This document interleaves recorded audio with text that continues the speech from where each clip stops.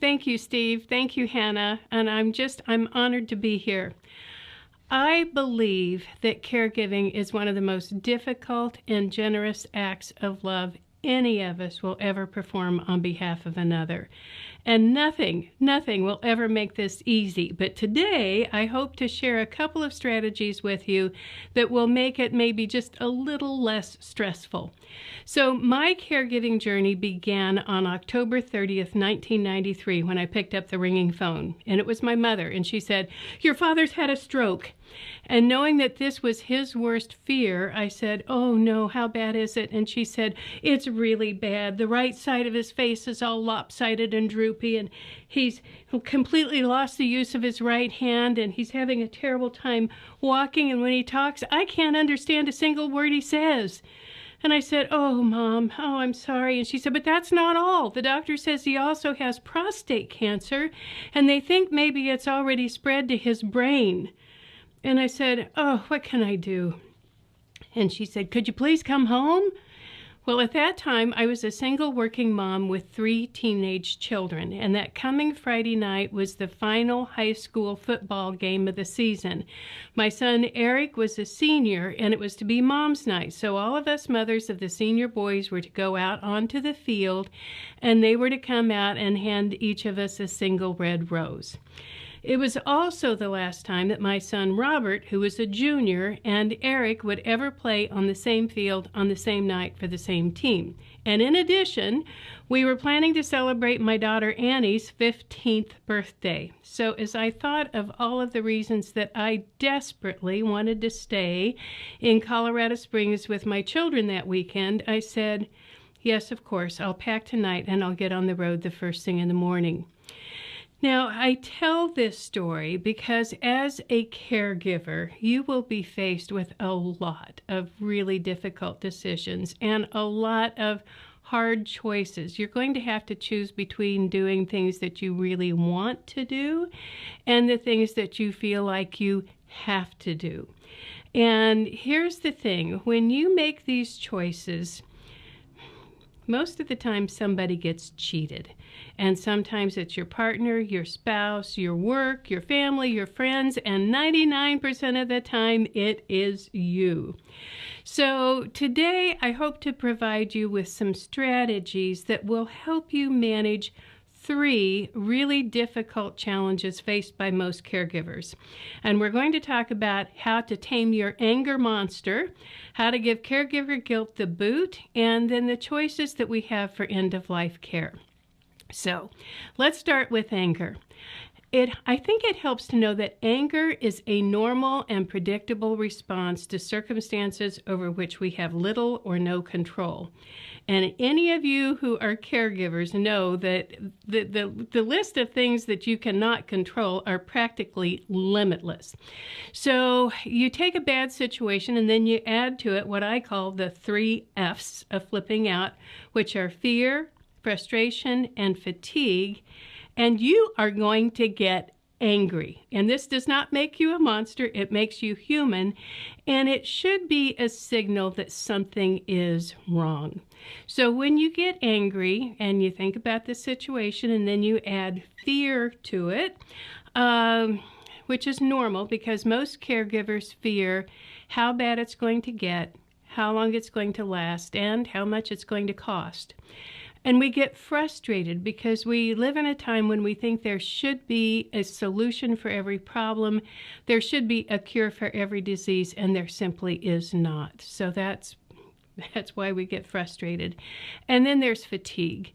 And caregivers experience multiple types of fatigue. There's physical, mental, emotional, decision fatigue, and compassion fatigue. So if you are working at your jobs and you're raising a family and you're taking care of someone who is elderly or living with cancer or another degenerative and progressive disease like Alzheimer's or Parkinson's, you are going to be tired at a level that most people cannot even begin to conceive.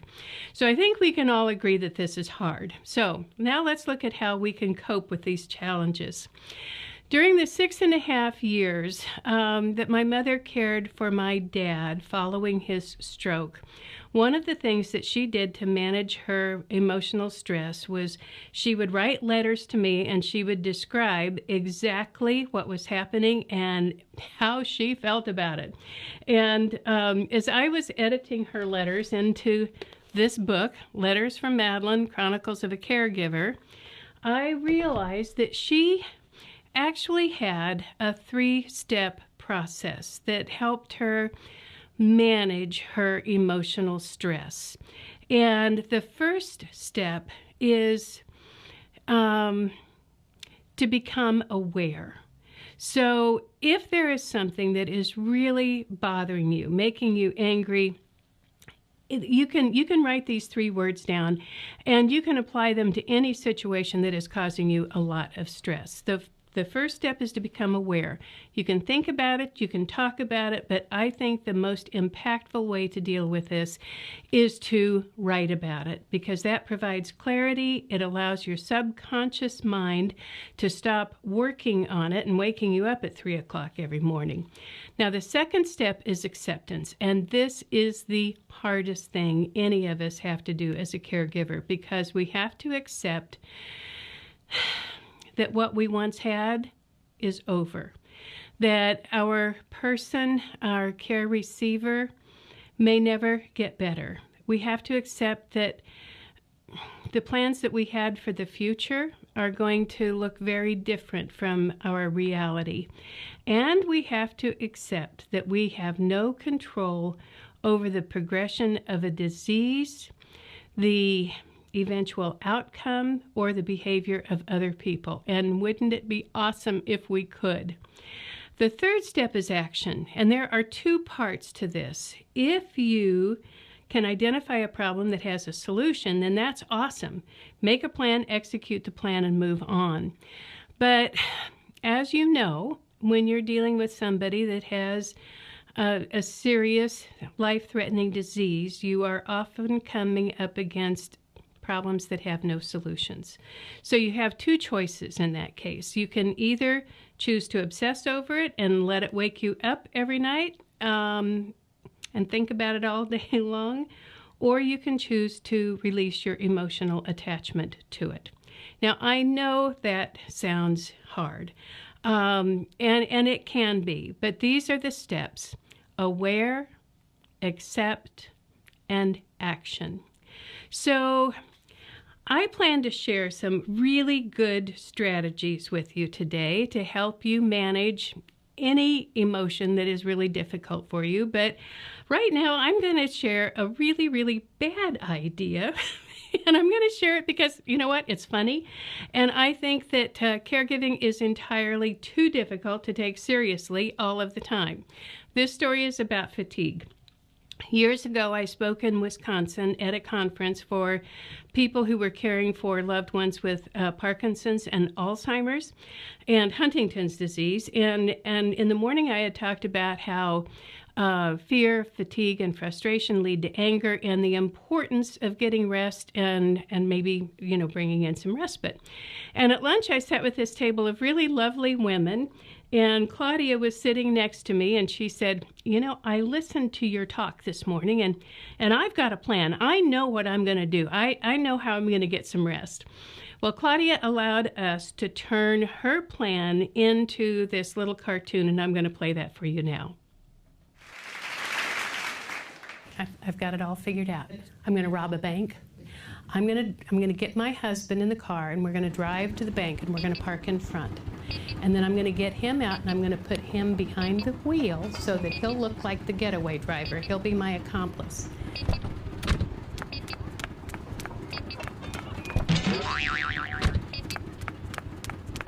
Then I'm going to walk in with an unloaded gun, and I'm going to point it at the teller, and I'm going to say, this is a stick-up. And if she gives me any money, then I'm going to take it out to the car, and I'm going to sit in the passenger seat and wait for the police to come. Here's the beautiful thing about that. They'll arrest both of us, and they'll take him to the men's prison. Then they'll have to feed him. They'll have to do his laundry. They'll have to manage his medications. They'll have to deal with his depends. And then they'll take me to the women's prison. I will be in a cell all by myself.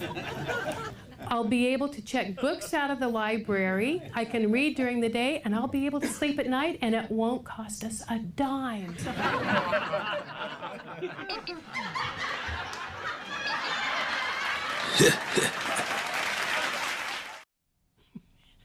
I just love Claudia. She was just witty and funny, and I think she was using humor as a very effective coping tool to help her deal with her emotional stress.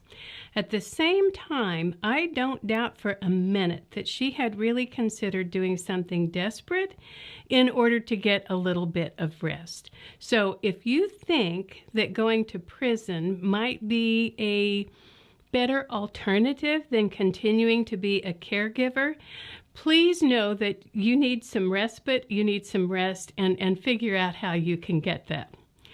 So now that we've identified an action step that really isn't a good idea, let's look at one that can be very effective in helping tame that anger monster. If you find that you are feeling angry and resentful, it might be an indication that you need to set better boundaries. And we're going to talk about 3 different scenarios that most caregivers experience at one time or another. You might have somebody who wants you to upend your life to meet their needs. There could be people who want to offer you unwanted and unsolicited advice. And you might have a care receiver who refuses outside help. So we're going to take these one at a time. So let's look at someone who wants you to upend your life to meet their needs. Years ago, I spoke at a conference in Sacramento, and during the Q&A session, a young woman raised her hand and she said, can you tell me how to make my mother happy?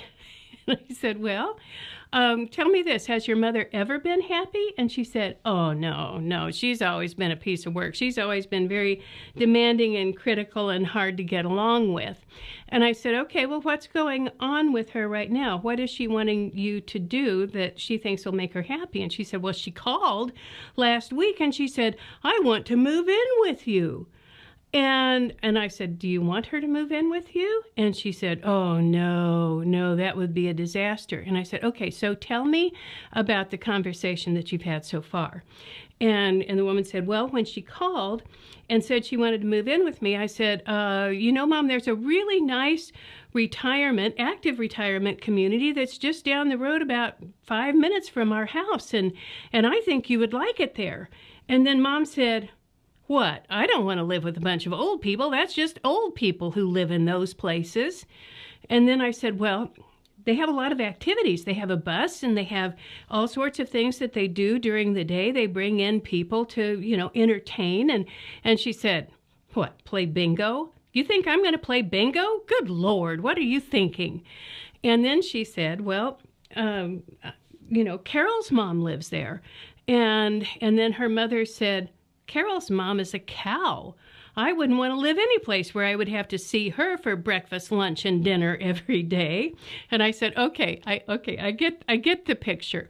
So what you've been trying to do is convince your mother to change her mind. You're making it about her, and you're trying to offer her some options that she will think are good ideas, right? She said, yes. And I said, okay, you need to stop making it about her. And in order to set a boundary, you need to make it about you. And she said, how do I do that? And I said, you use I statements. So you're not trying to talk her out of anything. You are setting your boundary. So you don't have to explain or apologize. You can simply say something like, oh, Mom, I love you way too much to have you move in with me. That will not work for me or my family. You could say something like, oh, I don't want to do that. And then if she persists, as she escalates, then you need to escalate as well. So then you can say, I said no, please quit asking. And if she pushes, which she probably will, I said no, I mean no, please respect my limits. And at this point, she may keep going on, but this is where you say, you know what? We've talked about this. I'm done talking about it. I need for you to let it go. And at this point, then you can either hang up the phone, you can leave, you can walk away, whatever. You just end the conversation. That's it. You're done. So that it takes some courage, and it takes some willingness to let them get angry, and we're going to talk about that in a minute. But now I want to talk about people who think they know better than you do what you should be doing to take care of yourself or for your care receiver.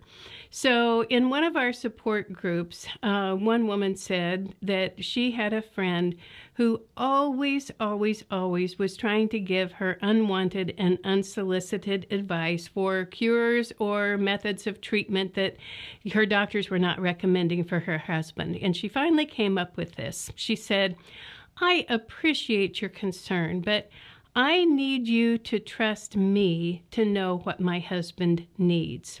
So she did that a couple of times, and the woman still persisted, and so she went to this. "I know you care, but this is not helpful.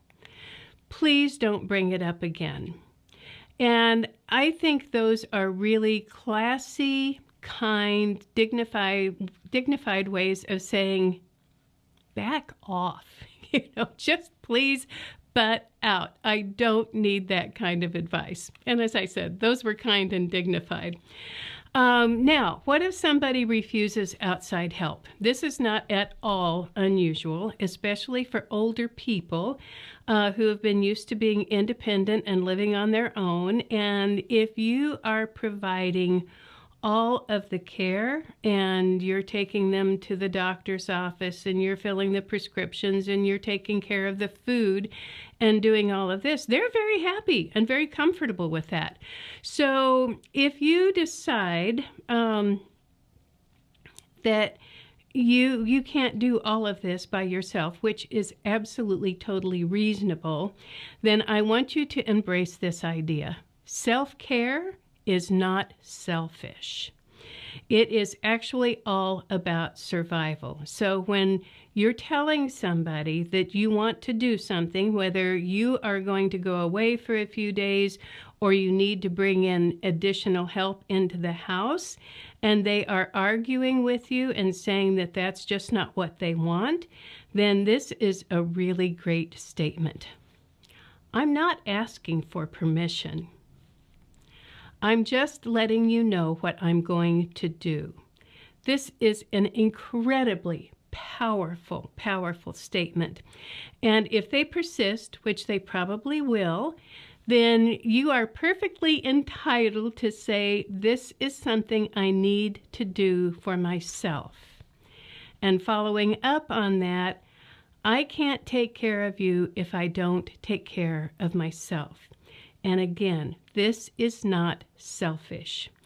But one note of caution, if you have allowed other people to manipulate you and use anger and guilt to control you and make you do the things that they want you to do, they're going to lay a guilt trip on you. So now we're going to talk about how to give caregiver guilt the boot. The dictionary defines guilt as a sense of having done something wrong or having failed at an obligation. I describe it as a cruel and controlling emotion that is experienced way too often by most caregivers. Now, I'm going to talk about two different kinds of guilt. There's earned guilt, which is appropriate if you intentionally inflict physical or emotional harm on another person. If you do that, that's really rotten, and you should feel guilty. Don't do it again. Make amends and make a promise to yourself that you won't do that anymore. Most caregivers experience unearned guilt, and this is a form of self-harm that comes from accepting the responsibility for solving problems that have no solutions and for managing other people's emotions, and for accepting the responsibility for making them happy. Now that is unearned guilt, and that's something that caregivers experience way too often. So how do you know if you're working with a guilt tripper? Well, the big clue is they will always, always, always put themselves first. They will always put their needs ahead of yours. So let's say that something bad happens to you. You know, maybe you get hurt, or you need to have a medical procedure, or, you know, maybe you need to take on more responsibilities at work, or you have to go someplace, you know, to fulfill your work obligations, and you're going to be away from home for a few days. So is their concern going to be for you? Are they going to think about how this is going to impact you? Well, probably not. They're probably going to think about only themselves. And they will probably be thinking that whatever you are doing that is going to take your attention off of them is going to be so inconvenient for them. So here's what you need to know about a guilt tripper. They will not change. You will never, ever be able to do enough, give enough, be enough to satisfy a guilt tripper. They are going to keep piling it on. And so if you decide that you want to stop being manipulated into doing things that you don't want to do, then you are the one who will have to change. So I am married to a saint of a man now for almost 28 years. Alex Sanchez is as good as they come. And I know how good he is because before I met and married Alex, I was married to a raging alcoholic for 19 years. And one morning I woke up and I thought, I can't do this one more day. So I made an appointment with a counselor, and I went into her office and I said, so how much time do we have? And she said, you have 50 minutes. And I said, okay. She said, what would you like to accomplish today? And I said, well, I want you to tell me how I can get a divorce and make it okay for my soon-to-be ex-husband and 3 children. And she said, okay.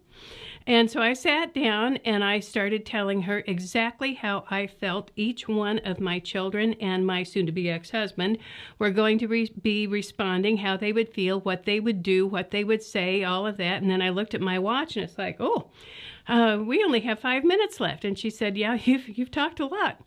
And she said, I'm just going to give you one piece of advice. And I said, okay, I'm ready. Bring it on. And she said, I want you to get in your own shoes and stay in them. And I said, I don't think I understand. And she said, obviously you don't understand. She said, you are so wrapped up in everybody else's needs, wants, and feelings that you have no idea where yours begin or end. So I want you to get in your shoes and manage your emotions. And I want you to let each of your 3 children and your husband stand in their shoes and manage their emotions. And I'm like, whoa, that's really interesting. That was a totally radical idea for me. So I want to go back to the 3 steps of creative indifference and have you practice this with me when it comes to guilt, okay? So I want you to become aware. Think of one situation that made you feel guilty in the past, or that you're feeling guilty about right now, and just put that right up here, okay? So you have a situation. Now I would like for you to accept that guilt may not be an appropriate emotional response. And then the 3rd step is action. And for this, I would like for you to replace the word guilt with the word regret. Now, guilt is this feeling like you have failed. You have really let somebody down and you are just a bad person. Shame, shame, shame on you. Regret, on the other hand, is a sense of sadness and a wishing that things could be different. So I'm going to go through a series of situations that often cause caregivers to feel guilty, but I'm replacing the word guilt with the word regret. So I regret that I run out of energy and that I simply don't have the physical or emotional or mental strength to do everything that I want to do for my care receiver. I regret that there are times when I get angry and I lose my temper and I say things that I wish I could take back. I regret that I resent how much time it takes to provide for their care and that I never have any time left over for myself. I regret that our relationship has changed and I don't like being with them. I regret that I resent how much money it costs for their treatments and their medications and all of everything that's involved, and that I often think about the financial aspect before I think of the benefit to them. I regret that I made promises in the past that I don't think I'm going to be able to keep. I regret that I don't have quality time with my children or my spouse or my friends. I regret that there are times when I am distracted and I really lack focus at work. And then, this is a hard one. There are times that I wish they would just die and get it over with. I wish it would all just end. Yikes, that's a tough one. So now what I want you to do is just take a minute and think about all of the kind, generous, and wonderful things that you do to take care of your care receiver. And I want you to think how you would feel if someone were doing these things for you. And my guess is that you would be grateful. So then once you kind of focus on that, I'd like for you to change your vocabulary to say, I regret a lot of things, but I don't do guilt anymore. How does that feel? You know, it's not a one and done thing, but I will tell you, if you practice it and practice it and practice it, it really does, it can be transformative. I know it was for me, and I know that it has been for thousands of other people. So now, if you decide that you are no longer going to be manipulated by someone who uses anger or guilt to get you to do what they want you to do, you're going to need to summon up your courage, because they are going to get mad. And they're going to pull every emotional trick they have out of their bag of controlling methods to bring you back into line. So what I would ask you to do is let them stand in their own shoes. Don't manage their emotions. Let them manage their own. So if they need to yell, let them yell. Just walk away and let them yell and scream and throw their hissy fit. If they need to give you the silent treatment and the cold shoulder, just go about your business and ignore it. Just let them give you the silent treatment. Don't try to coax them out of it.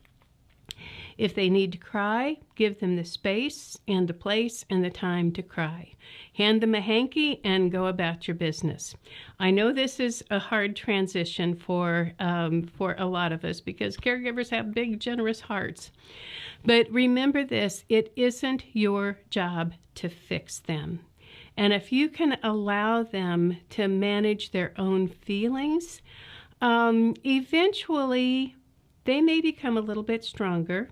Or they may find somebody who's willing to take on some of the load that you have been carrying.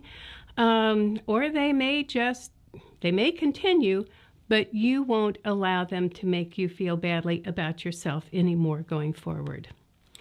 So when you can stop feeling guilty when you haven't done anything wrong, it can relieve a tremendous amount of stress, and that can actually have a physical impact as well as a mental impact. Now, take a deep breath. We're going to move on to this third topic, which is end-of-life care. We all have to accept that we're mortal. I don't think any of us think that we'll get out of this life alive. And it can be difficult facing death, our own or that of someone we love. But the good news is we have choices. We do not have to succumb to every treatment, to every suggestion, we do have the power to decide what is important to us in the last chapter of our lives. This book, Being Mortal by Atul Gawande, I think is one of the most important and meaningful books I have ever read. And when Dr. Gawande is talking to a person who has a terminal diagnosis, he asks 5 questions. And these are the questions. What is your understanding of your condition? What are your fears if your condition worsens? What are your goals in the time you have left? What trade-offs are you willing to make? What are you willing to sacrifice to accomplish those goals? What makes life worth living for you? And I will tell you that asking your care receivers these questions can facilitate some really meaningful, intimate, and wonderful conversations. One option that a lot of people may not be aware of is palliative care. And palliative care is a team approach to taking care of a person as a whole person and to supporting their families. So it is available to anyone with a serious, complex disease. There's no age limit on this. It can be available to children, to young people, to old people, and it is paid for like any other medical treatment. The difference is it is a team of people who are working to provide your care. So they focus on pain relief, on the side effects of cancer treatments and other kinds of medications, and they help people deal with the anxiety and spiritual suffering that accompanies cancer patients and anyone who is living with a life-ending, a potentially life-ending disease. And then there is hospice care. And hospice care is different. In palliative care, you continue to receive life-extending and curative treatments. In hospice care, it's all about comfort care. And hospice will not try to cure a disease, but they will make sure that a person ends their life with the least amount of pain and the greatest amount of dignity. Now, I'm going to tell you 2 stories about some friends of mine. I'm at that age where a lot of my friends are dying, which is tragic, but it's been very interesting to me to see how they have chosen some very different paths. So Vicki, she was such a beautiful, vibrant, 61-year-old woman, intelligent, active, just a really interesting, lively person. And then she was diagnosed with a glioblastoma brain tumor. So for a year, she went through surgery. She had chemo. She had radiation. They did some other things. And finally, the doctor said, there's nothing left. You don't even qualify for any medical trials, and I'm so sorry. And when she called me to tell me this, I said, let's go out for lunch. So I bought her a copy of the book, and after we ate, I went through those 5 questions with her. And I'll never forget when I said, what is your understanding of your condition? She said, I'm terminal. I'm going to die. This is going to kill me. And I said, so what are the goals that you have left in the time that you have left? What do you want to accomplish? And she said, one thing, I want to live to celebrate my 20th wedding anniversary in September. And this was early spring. And I said, okay. And what are you willing to sacrifice to do that? And she said, almost anything. And I said, okay. And she did. She had mountains of medication that could have filled her own drugstore. Her husband and her sister were her primary caregivers, and the medications caused her to gain over 100 pounds, so managing her body was really, really difficult.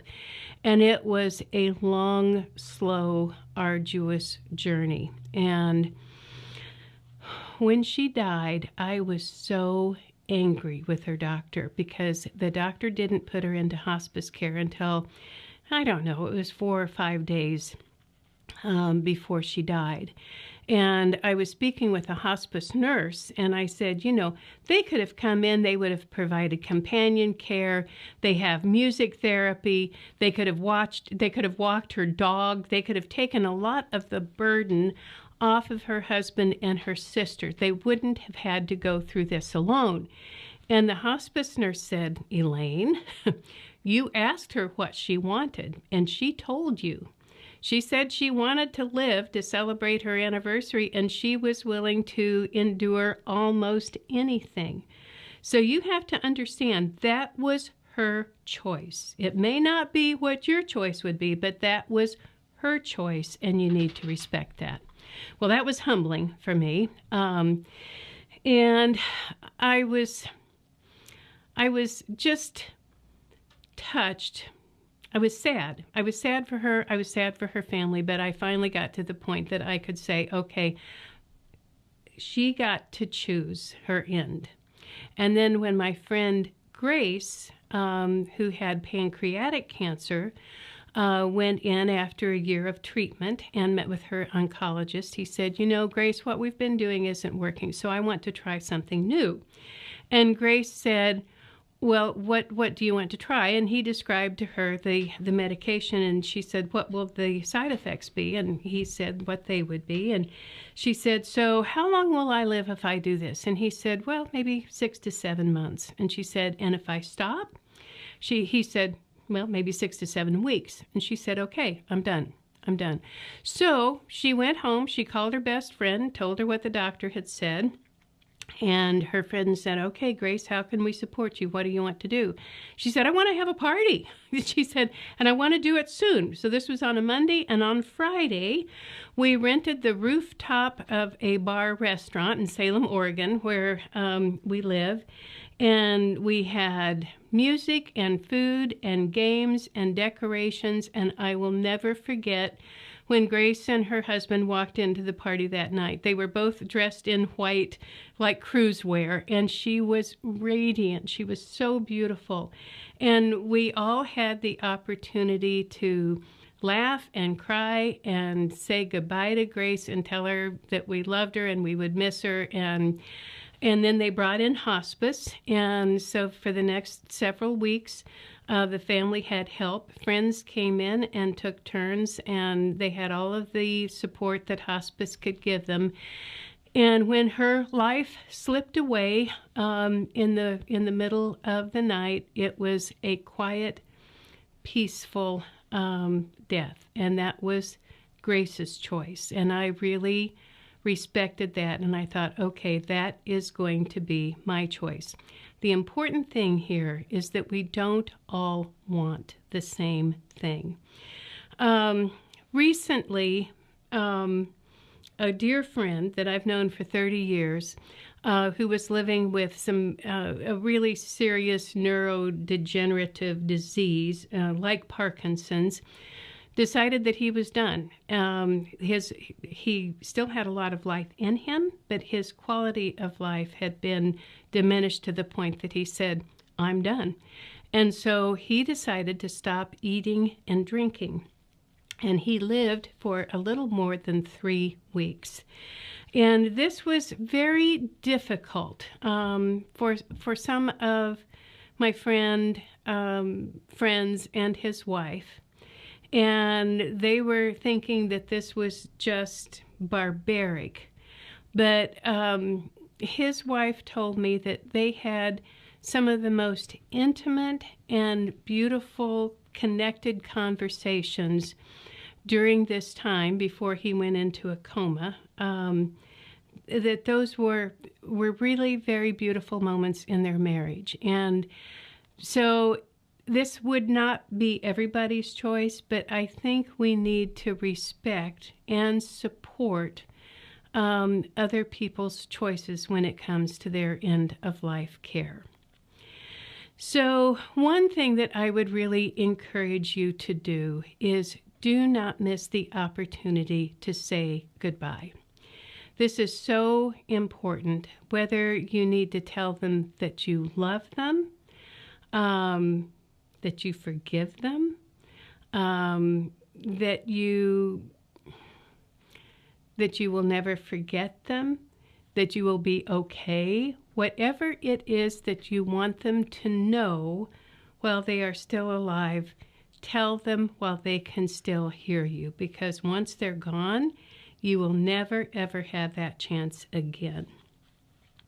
So after somebody you love passes, I promise you will never forget them. You will never regret the care that you provided.